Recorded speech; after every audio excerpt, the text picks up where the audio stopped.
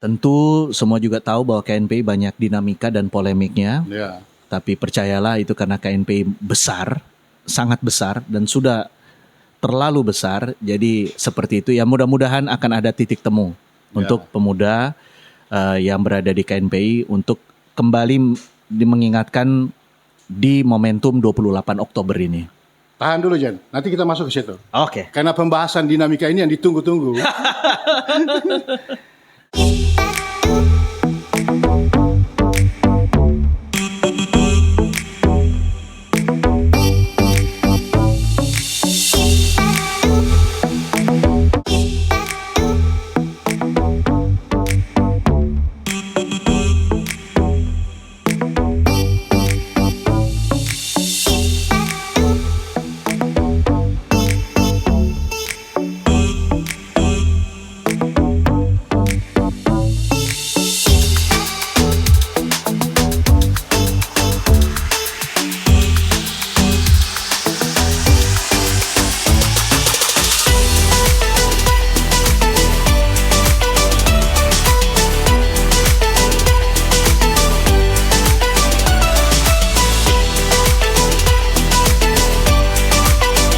Bung dan Mbak sekalian, selamat siang.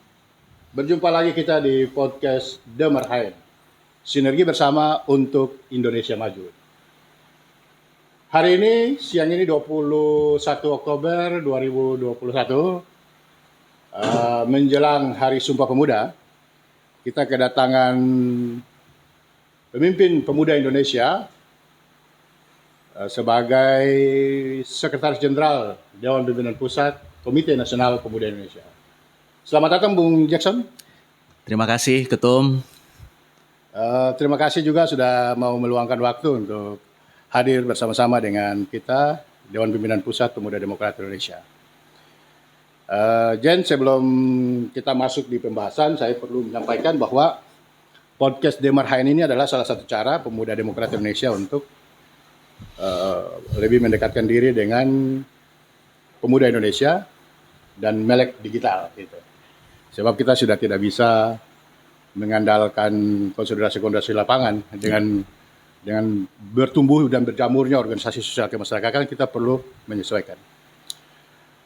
Terima kasih Jen untuk kehadirannya, dan sekali lagi saya dan teman-teman menyampaikan rasa hormat. Teman-teman dari Pemuda Demokrat DPD dan DPC se-Indonesia, kita tersebar dari Sabang sampai Merauke. Kawan-kawan terus bergerak dan bersama-sama dengan Komite Nasional Pemuda Indonesia. Bung Jackson, sebelum kita masuk pada pokok pembahasan, sebagaimana flyer yang diedarkan oleh kawan-kawan, dinamika KNPI dan masa depan pemuda Indonesia. Bung Jackson, mungkin Bung dan Mbak Pemuda Demokrat Indonesia, se-Indonesia ingin mengenal lebih dekat siapa sih Jackson Kumaat, yang tokoh pemuda Sulawesi Utara dan hari ini menjadi entry point penting bagi perjalanan pemuda Indonesia. Ya. Kira-kira nama lengkapnya siapa? Silakan Bung Jackson. Terima kasih Ketua Umum Dewan Pimpinan Pusat Pemuda Demokrat Indonesia, Bung Baharudin Farawawan, dan juga dengan teman-teman pengurus Pemuda Demokrat Indonesia baik di DPP maupun di seluruh Indonesia. Ya, perkenalkan kan biasa orang bilang tak kenal maka tak sayang. Jadi mudah-mudahan kalau sudah kenal so boleh. Nama saya Jackson Andre William Kumaat. Asal dari suku Minahasa, Sulawesi Utara, tapi kalau lahirnya itu di Bandung, Bandung Jawa Barat. Bandung, ya? Ya.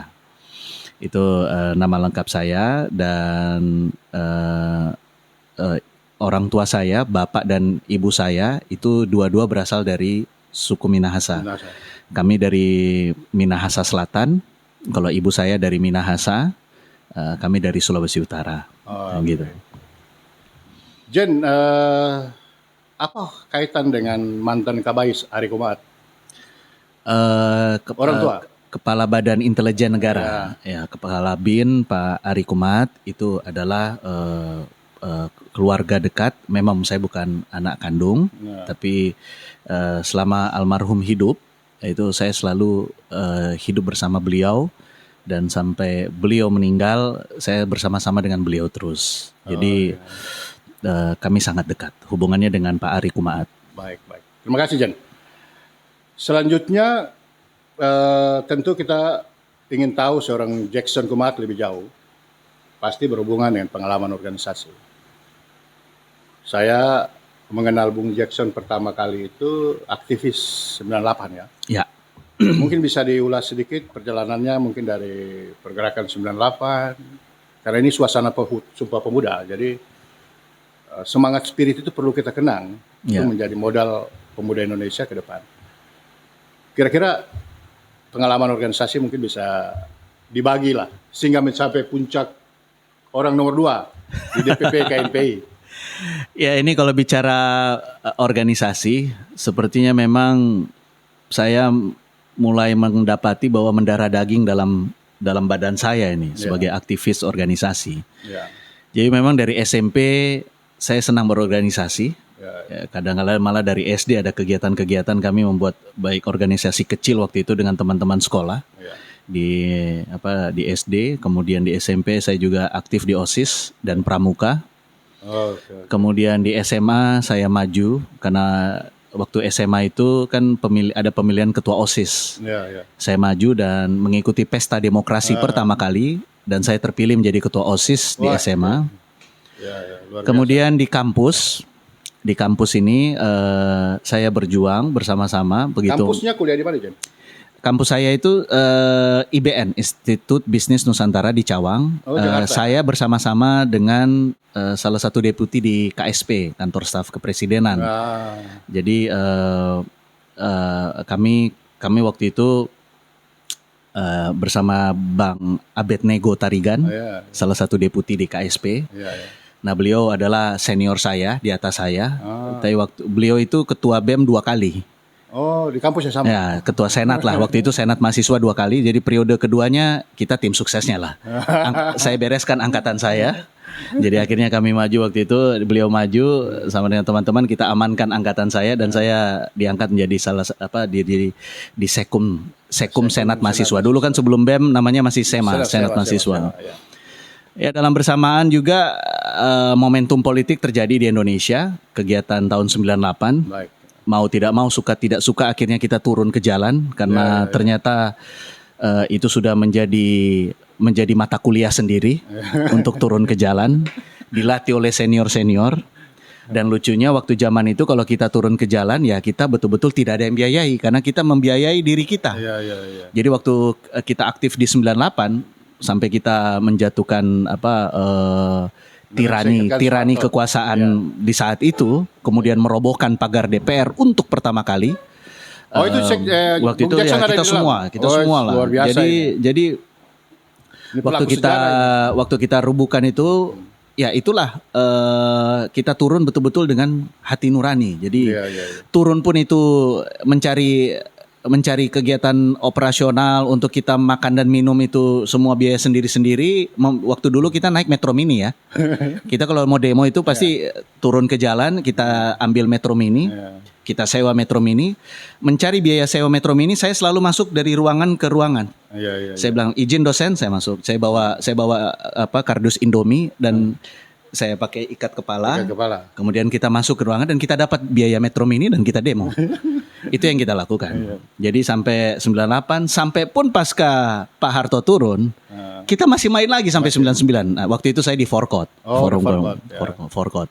Ya, bersama juga kami kalau di Stinus di IBN itu ada saya, ada Iin yang itu istrinya dari Adian Napitupulu.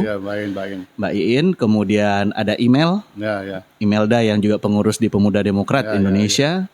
Kemudian ada dulu Bupati Merauke. John Global Gepse. Freddy Gepse. Nah, itu juga.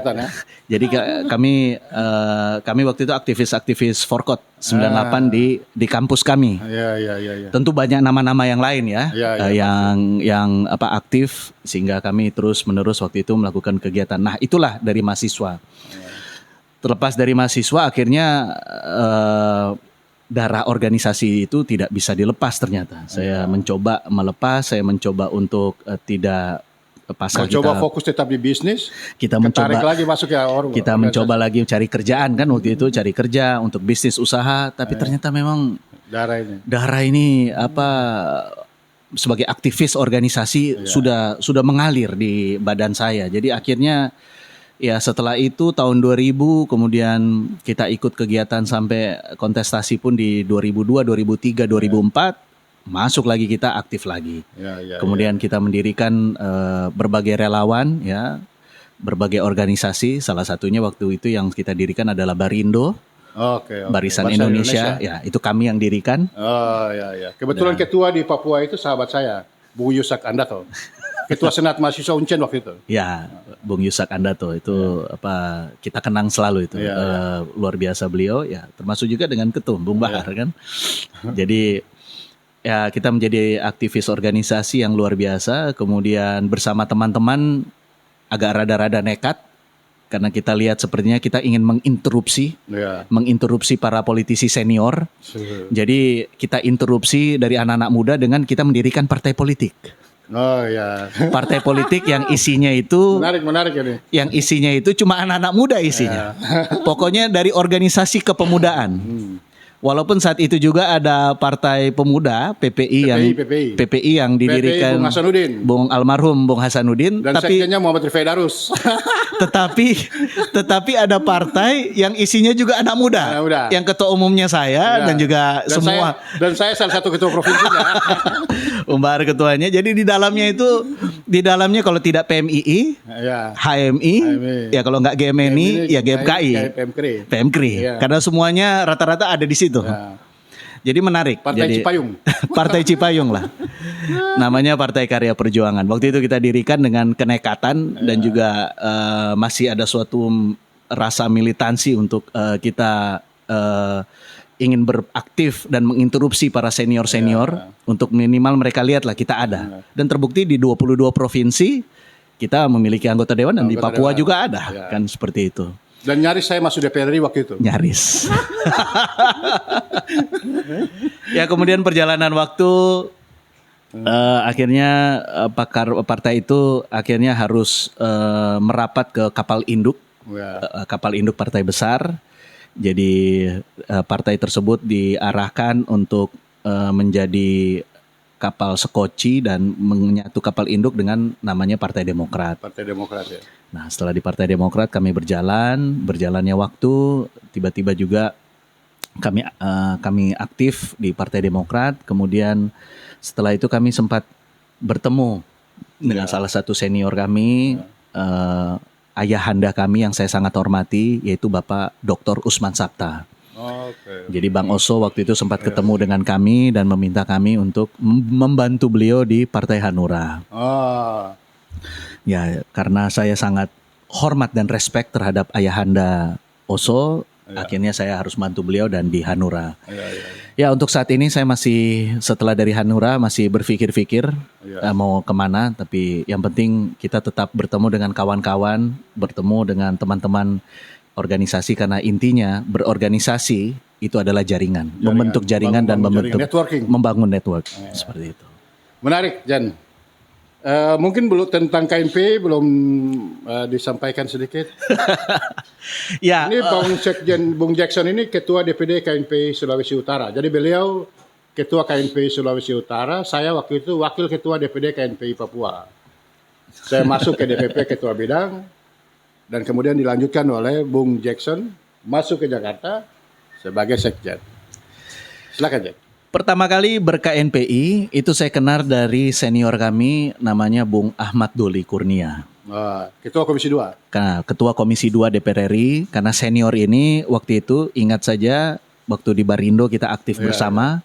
Bahkan senior ini juga menjadi salah satu waktu kita membedah ADART partai yang anak-anak muda bikin tempo hari, pakar pangan, itu senior ini memberikan nasihat, ini loh ADART, dan ikut berada di rapat-rapat. Jadi beliaulah yang memperkenalkan KNPI. Jadi kami ber-KNPI sejak zaman Bang Doli ya, sekitar tahun 2007 2008 mungkin. Jadi 2007, jadi sudah semenjak 14 tahun lalu. Jadi hitungannya kami ber-KNPI sudah hitungannya jalan 15 tahun. Iya. Kemudian berjalan waktu, kemudian dari itu masuk ke periode senior Bung Tovan Eko Nugroho Rotorasiko. Saya masuk sebagai salah satu Wabendum. Kemudian peralihan dari senior kita Fabian Sarundayang yang anggota DPD RI. Pada saat itu senator. Saya melanjutkan periode untuk ketua KNPI Sulawesi Utara. Saya lanjut. 2 periode jadi? 1? Kalau mau dibilang 2 bisa jadi 2 plus. Jadi 3 periode 9 tahun. Saya ketua KNPI Provinsi Sulawesi Utara dari tahun 2020. Oh iya, waktu itu masuk Wabendum juga ya? Jadi saya ketua KNPI Sulut dari 2012 sampai 2021 kemarin. 9 tahun. Wih, ketua terlama di Indonesia itu. Nggak tahu lah. Jadi itulah ber-KNPI. Tetapi kemarin pada saat kongres kongres KNPI di Bogor, Iya. Bung yang kita hormati senior Muhammad Rifai Darus, Bung MRD melepas masa jabatannya dan melanjutkan untuk kita bertarung di kongres bersama ada 3 kontestan, 3 calon caketum saat itu, dan saya maju. Ya kita menang dan kita berada waktu itu saya sebagai sekjen dan hinggalah sampai saat ini kita ber-KNPI hingga saat ini. Baik. Tentu semua juga tahu bahwa KNPI banyak dinamika dan polemiknya. Ya. Tapi percayalah itu karena KNPI besar, sangat besar dan sudah terlalu besar. Jadi seperti itu ya, mudah-mudahan akan ada titik temu untuk pemuda yang berada di KNPI untuk kembali mengingatkan di momentum 28 Oktober ini. Tahan dulu Jen, nanti kita masuk ke situ. Oke. Karena pembahasan dinamika ini yang ditunggu-tunggu. Jen, saya ingin coba melihat background provinsi di Indonesia. Sulawesi Utara ini adalah salah satu basis ajaran Marhaen. Ya. Bahkan Bung Karno sendiri memiliki seorang istri dari Manado, Bu Yuri Kesangir. Bahkan Marhaen dan yang ada unsur-unsur merahnya lah. Itu banyak di Sulawesi Utara. Tapi saya ingin mendengarkan pandangan seorang Sekretaris Jenderal Dewan Pimpinan Pusat Komite Nasional Pemuda Indonesia yang di dalamnya bernaung seluruh organisasi kepemudaan dari Sabang sampai Merauke. Bung Jackson, apa itu Marhaenisme? Ya, terima kasih. Ini pertanyaan yang menarik dan sangat bagus. Ya. Karena saya termasuk orang yang mempelajari ini. Karena bisa dibilang saya mendapati diri saya darahnya itu senang berorganisasi dan bahkan berpolitik. Itu dari ibu saya yang saya lihat yang sangat senang aktif berorganisasi. Baik. Dan ibu saya bercerita kepada saya ketika Opa, kalau kami sebut Opa ya, jadi bapaknya ibu, kakek kami, itu namanya Opa Johan Samuel Mangwal, Opa Mode dikenal di sana, itu adalah aktivis PNI. Oh, PNI. Tahun berapa tuh Jen? Waduh, saya pasti udah 40-an ya? Tahun 40-an lah, tahun 40-an, tahun 50-an. Jadi antara 40 rentang waktu dari 40 sampai tahun 60. Dan pada saat Opa hidup, lahirnya ibu saya itu adalah pada saat Bung Karno menginjakan kaki di Sulawesi Utara. Jadi Bung Karno datang ke Sulawesi Utara, makanya dinamai ibu saya itu adalah Sofi Sukarni Mangwal. Nama ibu saya Sukarni. Dan ibu saya juga aktivis Marhaen, PNI dan juga GSNI. Ya, jadi memang GSNI Gerakan Siswa Nasional Indonesia. Gerakan Siswa Nasional Indonesia. Jadi memang darah ini ada di Berarti saya. Ibu masih SMA atau SMP waktu itu? SMA ya? Ya, pasti SMA, sudah SMA. pasti aktif di situ. SMA. Kalau GSNI sekarang basisnya lebih banyak di Jawa Tengah. Betul. Cuman di saat itu kan semua masif merata. Ya. Nah, saya dapati jadi ketika saya mulai melihat kenapa kok saya ingin mengambil bidang-bidang yang lain, ternyata kok darah aktivis ini seperti tidak bisa lepas dari saya. Mendarah daging. Ternyata memang saya ini mendapat darah turunan Marhaen. Dan saya pelajari Marhaen itu apa.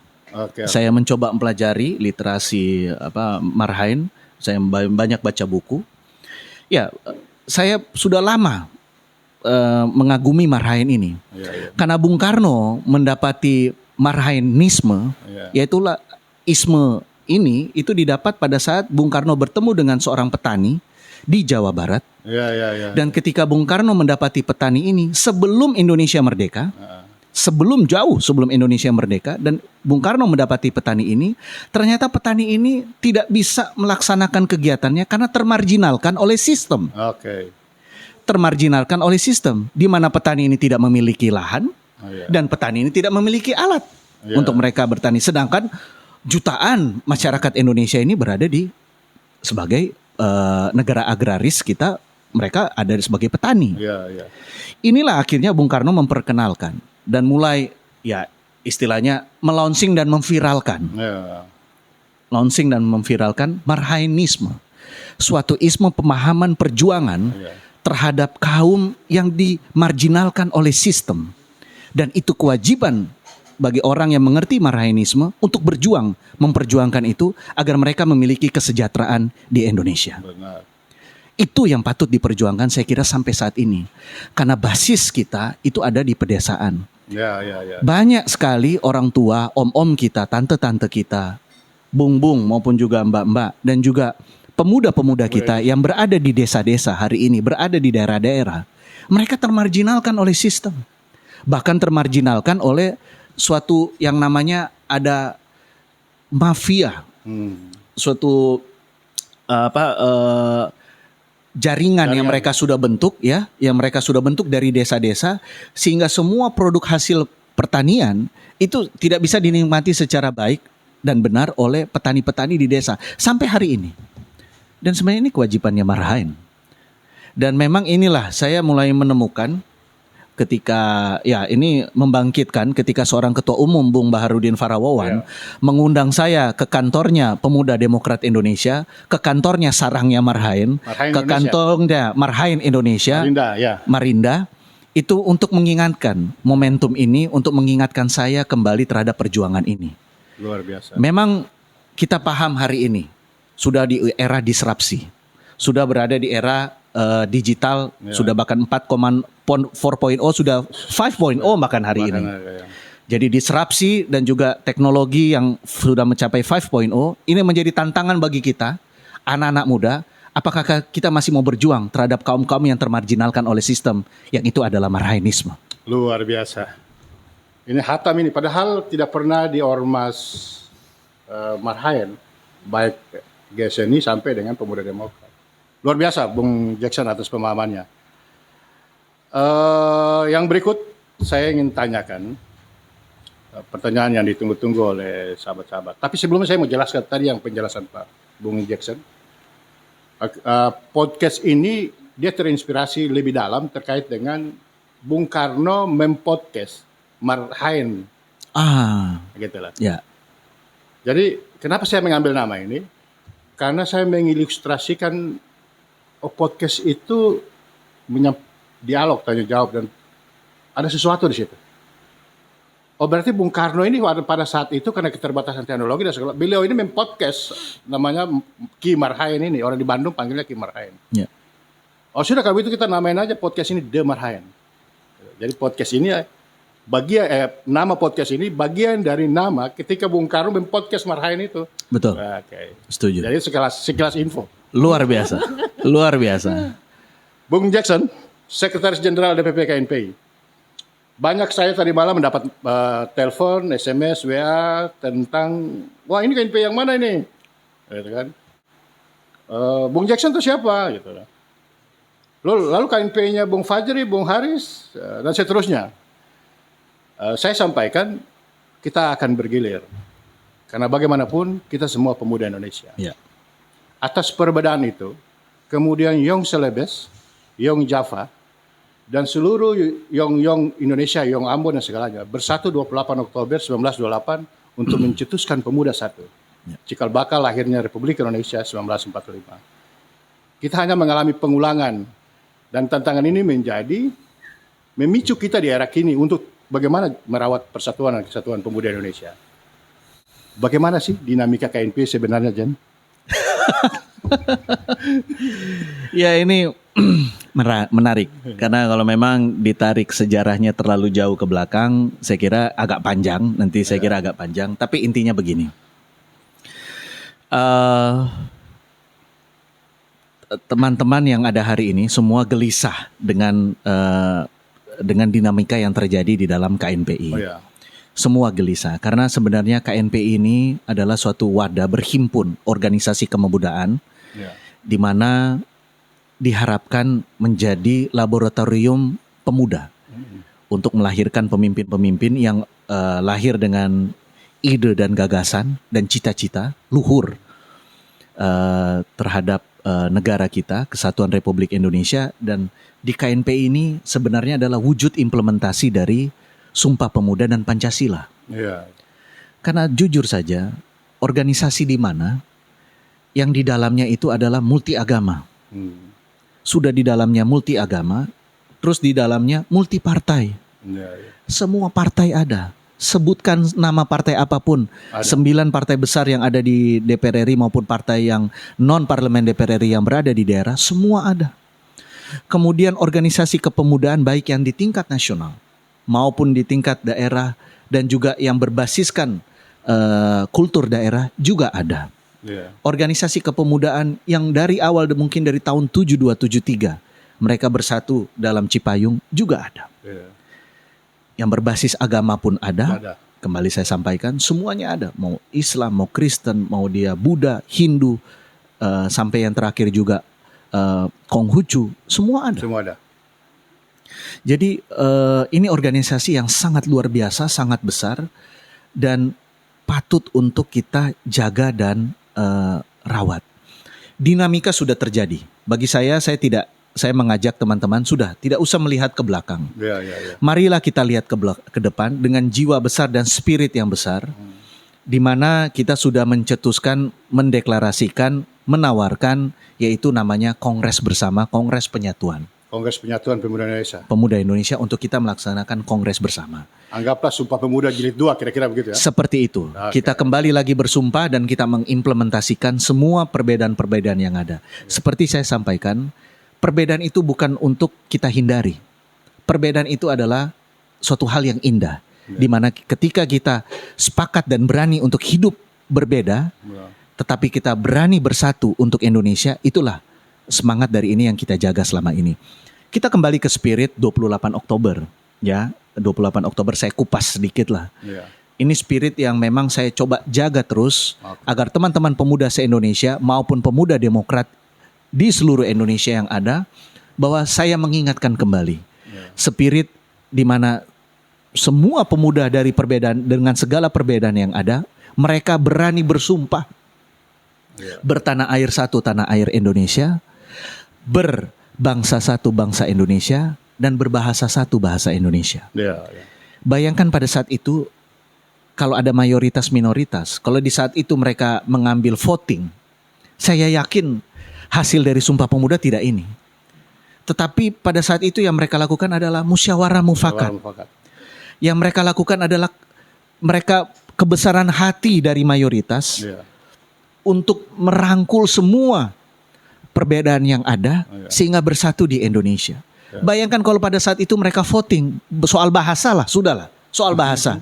Saya yakin Tidak akan selesai. 1928 itu ketika mereka berkumpul pada saat di kongres kedua dari pemuda itu, Ya. saya yakin bukan bahasa Indonesia yang diputuskan. Saya yakin kita berbahasa satu, bahasa Jawa. Ya. Karena ketika berkumpul yang paling Ada banyak juga. orang Jawa. Ya, ya. Tetapi apa? Bukan itu yang mereka perhatikan, bukan itu yang mereka minta, dan bukan itu yang mereka putuskan. Oh. Yang mereka putuskan adalah mereka berbesar hati untuk menerima perbedaan dan menerima, dan tidak ada mayoritas minoritas, tetapi yang ada adalah Indonesia, dan mereka berani bersumpah menerima perbedaan itu. Nah, spirit itulah mudah-mudahan ini akan terjaga terus dan kita bawa terus di KNPI. Hari ini organisasi ini demikian besar. Dan bahkan tidak ada organisasi di Indonesia yang sebesar ini.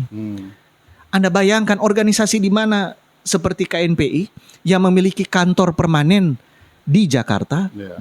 di Jalan Kuningan, di Jalan segitiga emas, Ya. dan semua kantor di daerahnya, baik di provinsinya, semua kantor permanen. Ya, ya. Saya nggak usah ngomong yang di Jawa Barat dan di DKI Jakarta lah. Kita bicara Papua Barat saja. Ya, ya. Coba cek itu kantor KNPI Papua Barat. Kebanggaan bagi pemuda di Bahkan Papua. Partai politik pun kalah. Kalah. Kantor partai juga kalah. Ya, Pak. Kalah. Semua organisasi kalau melaksanakan musda ataupun musyawarah ataupun silatda dan kegiatan-kegiatan mereka konverda, semua pakai kantor KNPI Papua Barat. Ya, ya. Saya ini nggak bicara kita bicara yang di Jawa lah. ya, ya. Ini Itu kita sudah pasti bicaranya. maju lah. Kita Papua, Kaltim, bahkan di Aceh, termasuk di Papua di Jayapura. Ya, ya. Bahkan hari ini mereka lagi akan membangun Persiapan membangun. yang Yang jauh lebih lebih besar besar dari itu, ya. daripada yang ada sekarang. Artinya apa? Memang luar biasa. Kantor-kantor KNPI di kabupaten kota semua rata-rata ada permanen. Kalau nggak di gornya, di disporanya. Coba Ya. cek. Karena memang organisasi ini sudah sangat besar dan sangat dicintai oleh kader-kadernya karena berisi semua multi etnis. Teman-teman dari HMI, teman-teman dari PMII, teman-teman dari GMNI, GMKI maupun juga dari PMKRI dan teman-teman dari IMM dan lainnya.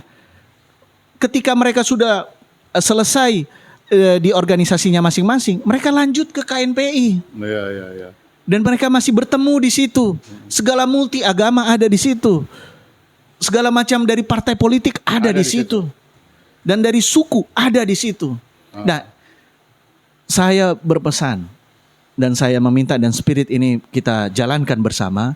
Mari kita jaga terus dan kita rawat terus dan kita dorong agar menjadi adanya kongres bersama dan penyatuan. Ya mungkin orang akan bilang udah bubarkan saja KNPI, nggak ada gunanya. Itu menjadi bahan, menjadi tempat berkonflik dan bahkan tidak berkonflik yang tidak berkesudahan. Saya kira sudah susah hari ini. Organisasi ini sudah terlanjur besar. Ya, ya. Sudah terlanjur besar. Dan semakin tinggi pohon itu semakin besar pula anginnya. Bahkan ya setuju. Bahkan mau dia pecah 2, pecah 3, pecah 4 masih sebesar Masih ini. besar. Bayangkan itu. Artinya mari kita mencoba membawa spirit ini. Dan saya meminta organisasi kepemudaan Pemuda Demokrat Indonesia yang memiliki sejarah panjang, yang berdiri dari tahun 1947. Mari saya kira untuk membantu, untuk agar KNPI juga bersatu. Kami butuh organisasi kepemudaan yang mereka adalah sebagai pemegang saham, sebagai stakeholder, shareholders dari KNPI untuk mendorong penyatuan KNPI ke depan. Saya berharap Pemuda Demokrat Indonesia di bawah kepemimpinan Ketua Umum Bung Baharudin Farawawan maupun jajarannya ya, dan jajaran pengurus DPP yang ada bisa mengundang mereka semua dan bahkan menyebarkan spirit ini sehingga pada satu titik kita akan melihat lagi kejayaan kepemudaan Indonesia kembali bangkit. Terima kasih. Luar biasa. Bung Sekjen, lahirnya KNP 23 Juli 1973. Kan lebih banyak orang mengenal Cipayung itu 5 OKP kemahasiswaan.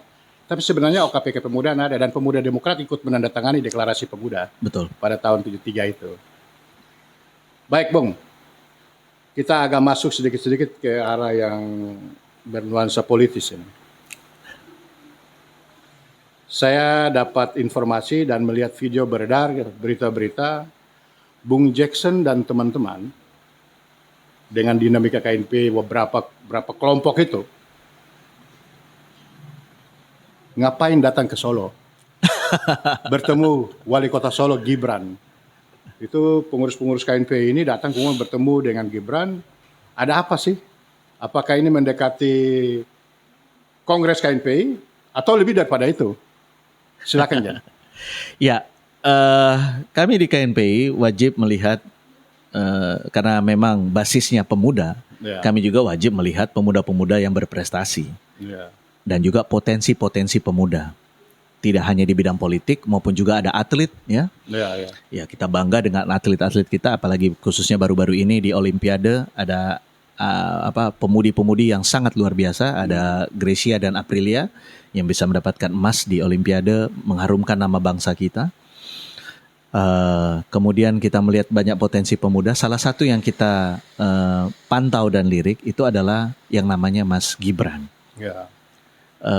Pemuda milenial, anak generasi milenial Indonesia yang hari ini sedang menunjukkan, memperlihatkan secara nyata kemampuannya sebagai pemuda. Ini menarik. Wajib untuk kita temui, kita datangi, seperti apa ini? Dan ternyata setelah kami temui, kami datangi, ternyata beliau tidak hanya memperlihatkan background nama besar keluarga, tapi dia memperlihatkan ya dirinya sebagai seorang Mas Gibran. Bukan sebagai anak presiden. Bukan. Ya? Dan itu dia ini kan, dia menjadi titik berat pada saat diskusi kita dengan dia. Dia memperlihatkan kemampuannya. Dia bilang, ya saya mau bagaimana, tapi saya juga mampu. Ya orang sering melihat background keluarga, tapi memperlihatkan itu. Dan kami berdiskusi banyak hal yang kami dapati dengan beliau. Kalau ditanya, apakah menjelang kongres, apakah ini bagian dari calon atau segala macam, ya terlepas dari Mas Gibran. Saya kira Mas Gibran juga hari ini sebagai wali kota Solo dipilih oleh masyarakat di Solo. Tentunya beliau lagi mengemban amanah kepercayaan masyarakat Solo. Itu tidak bisa dia tinggalkan. Nah, terlepas daripada itu, beliau juga ternyata saya lihat senang berorganisasi. Oke. Mudah-mudahan, kita tidak tahu ya. Ini kan pucuk dicinta ulang tiba. Kita juga tidak tahu. Tapi apakah Mas Gibran mau atau segala macam, kita tunggu saja. Kan dia pasti akan menyampaikan statement untuk deklarasi. Tapi pada saat kita berbicara, beliau semangat. Bahkan beliau sempat bikin vlog video soal KNPI dan pemuda. Vlog itu sudah kami sebar dan viralkan dan beredar. Dan itu menjadi salah satu pendorong untuk beliau, Mas Gibran, memperlihatkan semangat spirit kepemudaan. Jadi apakah seperti apa kemana dan juga langkah Mas Gibran seperti apa, kita tunggu episode berikutnya. Iya. Jadi sampai sekarang masih kontak-kontakan? Pastilah, kita kan anak milenial. Berarti bisa dong pemuda Demokrat bersilaturahmi dengan wali kota Solo. Kita bisa bantu komunikasikan dengan beliau. Saya kira beliau ini kan menjadi pemimpin untuk semua ya. Jadi saya kira karena pemuda pasti Demokrat bisa. ini lahirnya di Solo dan basisnya di Solo, Jawa Tengah. Oh, luar biasa. 31 Mei 1947 didirikan di Solo. Oh, oke. Ya. Makanya lebih banyak di sana. Baik, Jen, di penghujung acara kita ini podcast, saya ingin menanyakan, kita ini kan saat ini mengalami bonus demografi pemuda Indonesia. Ya. Oke lah, KNP dengan dinamikanya. Tapi pemuda Indonesia terus tumbuh, lahir dan berkembang. Di hadapan mereka adalah tantangan peradaban, persaingan global, kapitalisme global, bahkan persaingan dunia kerja. Di era digital ini, pemuda Indonesia mau dibawa kemana? Ya. Dibawa bendera KNPI ataupun pandangan Bung Jackson? Silakan, Bung. Menarik. Bonus demografi ini akan menjadi hal yang sangat luar biasa karena jumlah penduduk dengan usia pemuda menjadi jauh lebih besar, lebih banyak daripada usia manula maupun juga lainnya. Ini menjadi kekuatan. Tapi saya minta ini juga jangan dijadikan sebagai bahan menjadi, kalau tidak bisa di-manage dan dikelola dengan baik, ini juga bisa menjadi kelemahan. Tapi saya melihat ini adalah kekuatan yang besar. KNPI tidak akan henti-hentinya. Sekali lagi, KNPI tidak akan henti-hentinya mengkampanyekan, memviralkan apa yang namanya Indonesia. Kenapa harus bersatu di Indonesia? Kenapa harus ada Negara Kesatuan Republik Indonesia? Kenapa harus kita selalu mengkampanyekan adanya Pancasila dasar negara kita? Kenapa kita harus tahu Undang-Undang Dasar 1945? Dan kenapa selalu kita akan memviralkan Bhinneka Tunggal Ika? Berbeda-beda tapi satu juga. Kita tidak akan pernah berhenti memviralkan ini. Dan bahkan KNPI mengusulkan 5 konsensus. Dari 4 konsensus yang telah kita kenal dengan 4 pilar, kita akan mendorong pilar kelima yang kita kenal juga dengan konsensus kelima yang namanya adalah Sumpah Pemuda. Sumpah Pemuda 28 Oktober 28 ini akan menjadi bagian dari kampanye kita untuk Indonesia ke depan. Yaitu kampanye yang kita akan kasih tahu ke anak-anak milenial hari ini. Anak-anak milenial hari ini jangan mereka cuma melihat, mereka hanya melihat kepentingan, mereka hanya melihat yang paling ada uang yang mana, yang paling sejahtera yang mana, yang paling membahagiakan yang mana, bahkan dari mereka menjadi kaum rebahan, karena apalagi kita kena di tengah pandemi COVID seperti ini, selama hampir 2 tahun, generasi milenial dipaksa ada tinggal di rumah. Bahkan kita untuk memutus mata rantai COVID, kita diminta untuk tetap banyak di rumah. Akhirnya mendorong generasi milenial lebih banyak di rumah. Dan bukan cuma itu saja. Kegiatan belajar mengajar hari ini, baik dia yang berada di SD maupun yang ada di SMP maupun di SMA, semua rata-rata kegiatan online. Ya. Baru mulai setelah sekian lama pandemi COVID sejak Maret 2020 dan mulai masuk di 2021 mulai bulan Oktober, mulai beberapa sekolah sudah mulai membuka secara perlahan, tatap muka dan sangat terbatas mereka bagi. Artinya apa? Generasi milenial kita yang menjadi bonus demografi dan menjadi bagian besar ini sedang kita menghadapi yang namanya ancaman besar negara kita, yaitu kemalasan. Ya, ya. Ancaman besar negara Republik Indonesia hari ini bukan perpecahan, tapi kemalasan. Karena kita dipaksa untuk selama ini menjadi generasi rebahan. Kami KNPI akan terus mendorong, tidak akan henti-hentinya kami mendorong terus. Dan kami juga mengajak seluruh organisasi kepemudaan yang bernaung dan berwadah di KNPI untuk kita mendorong anak-anak muda kita untuk mereka tetap aktif, mereka tetap memperjuangkan dan mengaktualisasikan ide-ide dan gagasan-gagasan mereka, maupun juga kreativitas mereka yang dimiliki oleh anak-anak muda yang mereka jauh lebih produktif di usia-usia seperti ini untuk mereka lebih berbuat untuk negara kesatuan Republik Indonesia. Tetapi ketika mereka bertanya, kenapa Indonesia?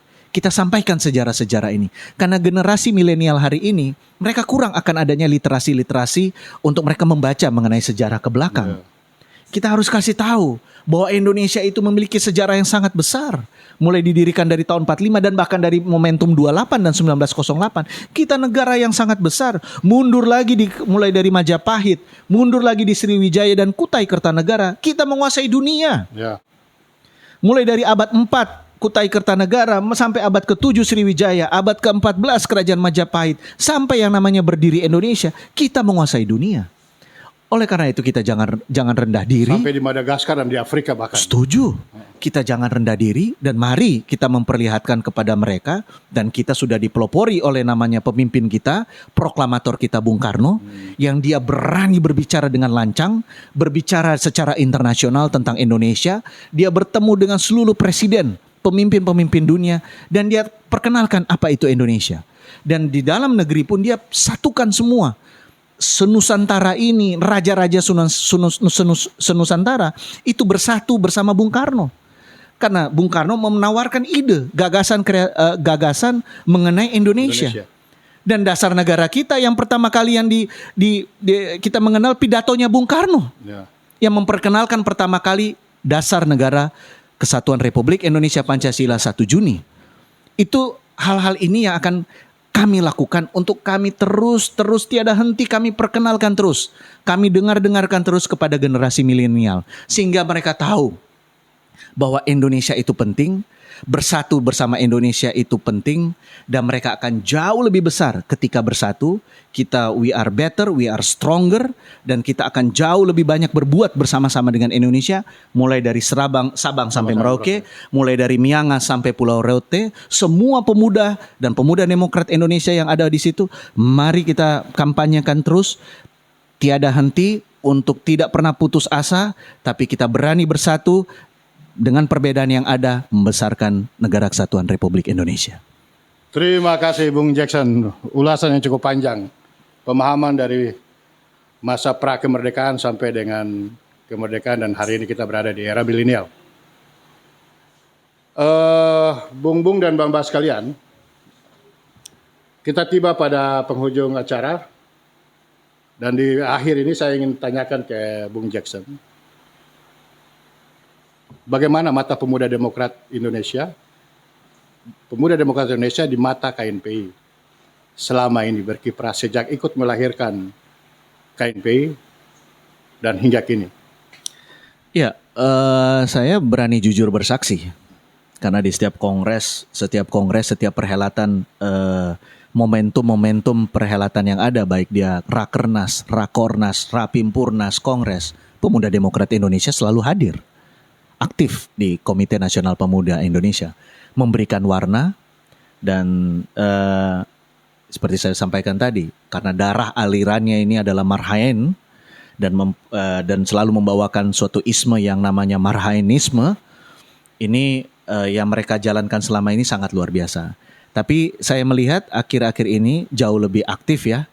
Jauh lebih aktif di bawah kepemimpinan yang periode yang baru, di bawah Ketua Umum Bung Bahar maupun juga Sekjen Bendum dan pengurus DPP yang ada. Saya melihat agak jauh lebih aktif. Sekjennya cabang DKI, Bendumnya Sekjennya cabang Bekasi Bung King Vidor. Ya. Bendumnya cabang Jakarta. Iya, iya. Ketumnya dari ujung. Luar biasa. Jadi implementasi Pancasila dan Sumpah Pemuda ada di situ.